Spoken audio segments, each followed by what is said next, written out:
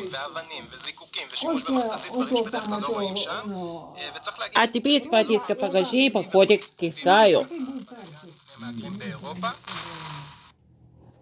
שלום Я בהולנד. без брека кажу. Серега приїжджав з Дніпра, забирали, набирали. Да. Ні, а то חגיגות, так, אבל יש לנו О, ті, да, хороші התפרעויות такі, да. הבנתי ממנו. багато відки ламалися. Ні, я без брека кажу. קצת צפוי, המשטרה כל הזמן נערכת. А скільки в нас тут було яблуко, яка він світла така.